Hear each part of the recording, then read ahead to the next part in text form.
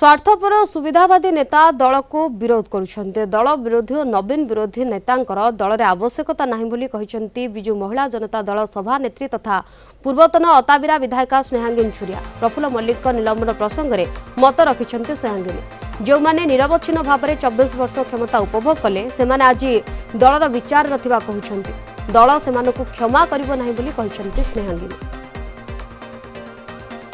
देखंतु जो माने स्वार्थपर नेता स्वार्थवादी सुविधावादी लोक से माने ही दल को विरोध करेंगे।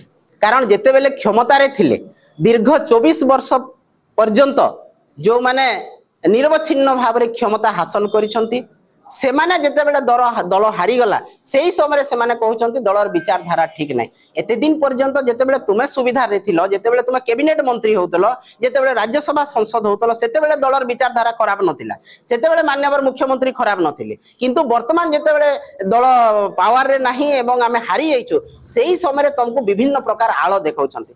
दलर संगठन सुदृढ़ अछंती अच्छी नेता नवीन पट्टनायक तांको आमे समस्ते आमर सर्वमान्य नेता भाव में ग्रहण करिछु एवं जो माने दलर विरुद्धाचरण करिसंती एते सुविधा सुजोग पाइला परे से माने स्वार्थपर सुविधावादी एवं तांको दलर कोनोसी आवश्यकता नाही।